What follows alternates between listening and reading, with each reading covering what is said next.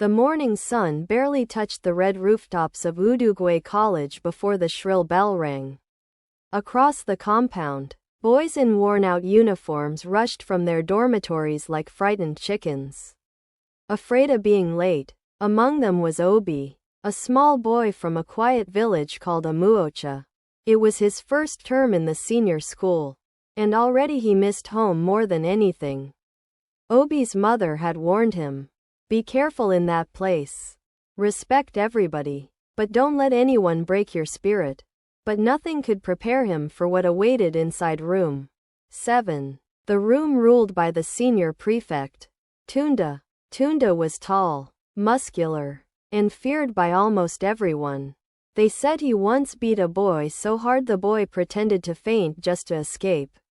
When Obi was assigned to room 7, his hands shook, the door creaked open, and the smell of dust, sweat, and old soap filled his nose. "New boy?" Tunda asked, without looking up from the mirror where he brushed his hair.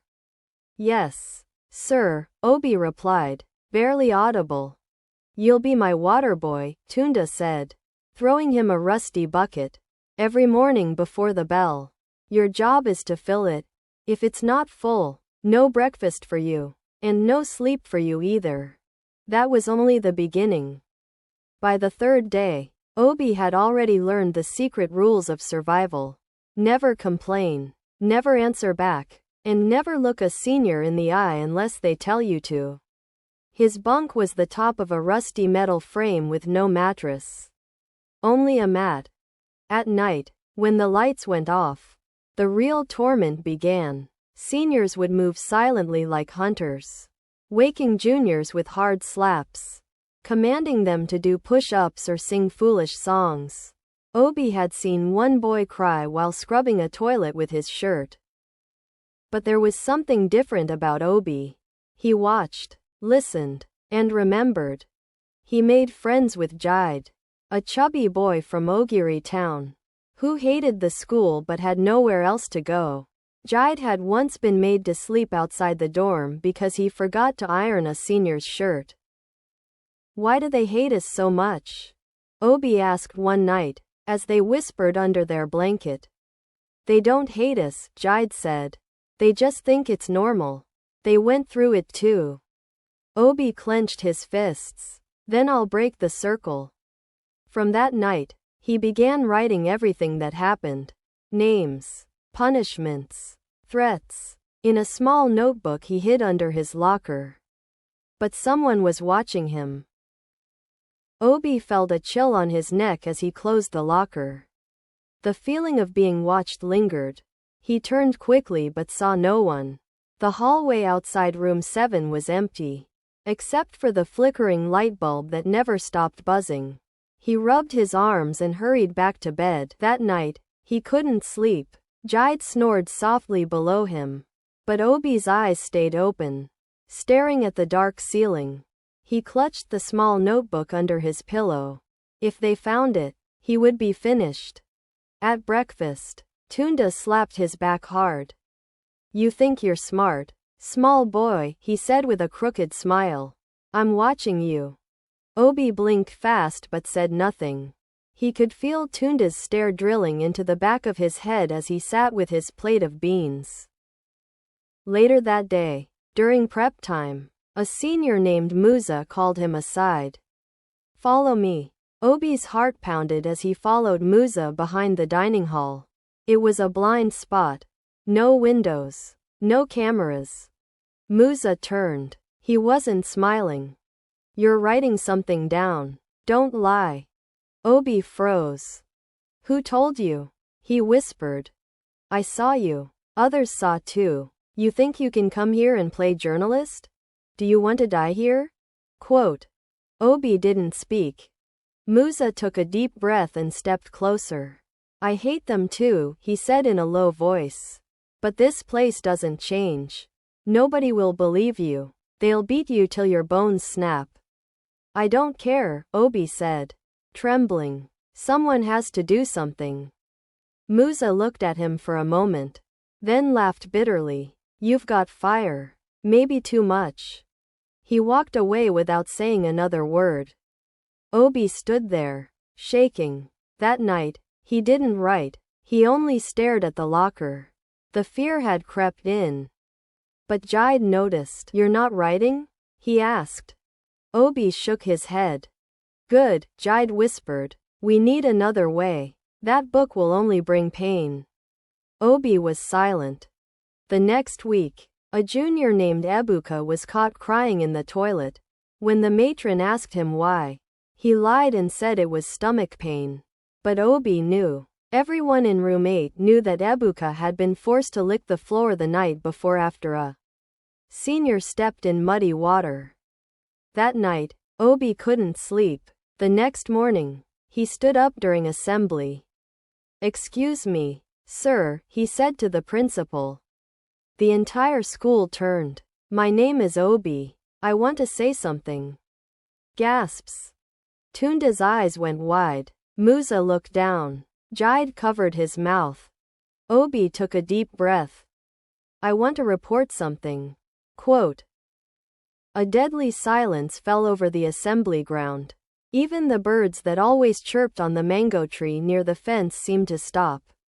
Everyone stared at Obi as if he had gone mad. The principal, Mr. Okoro, a tall man with a round face and glasses, narrowed his eyes. "Speak, boy," he said slowly. Obi's heart beat so hard he thought it would burst through his chest, but he held his ground. "Sir, I want to report what the seniors are doing to us. They beat us, starve us, make us do wicked things. They treat us like animals." A wave of murmurs swept through the students. The teachers exchanged nervous glances. One of them, Mr. Bala, stepped forward. "Obi, do you have proof of this?" Quote. "Yes, sir," Obi said. His voice shook, but he didn't break. "I have written everything in a book. Names, dates, what they did." More gasps. Some seniors shifted uncomfortably. Others glared. Tunda looked like he was ready to kill.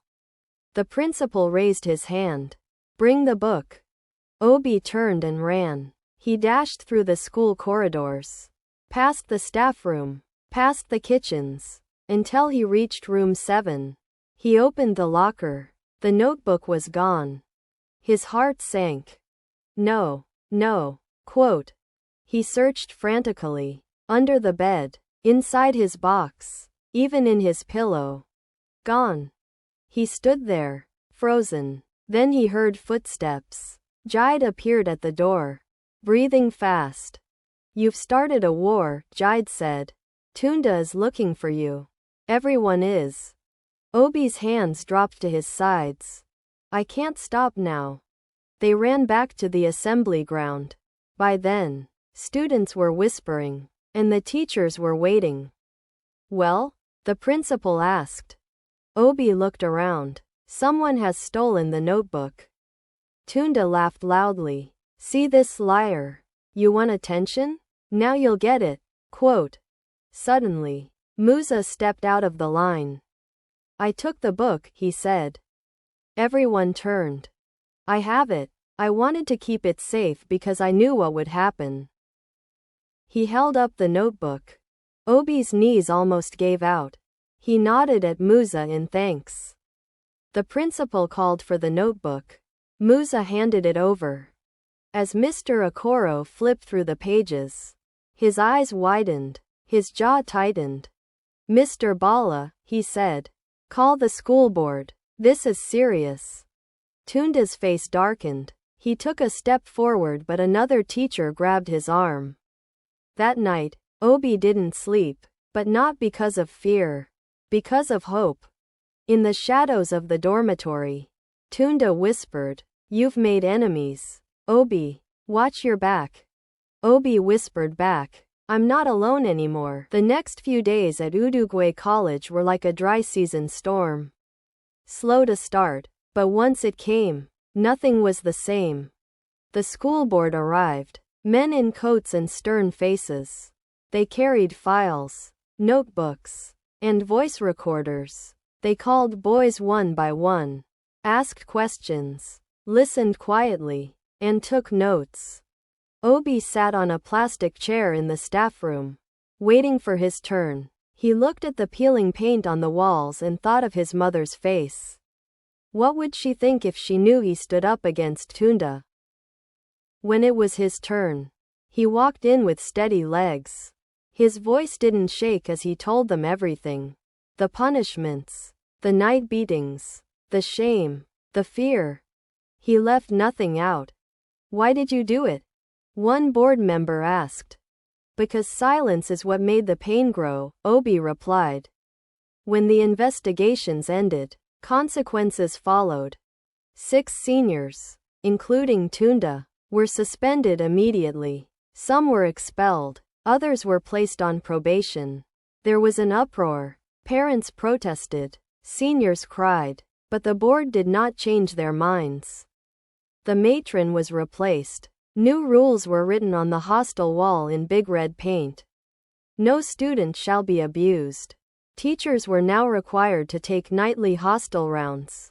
The dorm lights stayed on longer. And the school started a welfare committee, made of both juniors and seniors. Obi was asked to join. He declined. I just want to be a student again, he said. But change, once started, cannot be stopped. Juniors began to smile more. Laughter returned to prep time. Even the food tasted better. Or maybe fear no longer added bitterness to the beans. Tunda's bed was empty. Nobody dared lie there. One morning, while sweeping the hostel, Jide looked at Obi. You're like a mosquito, he said. A mosquito?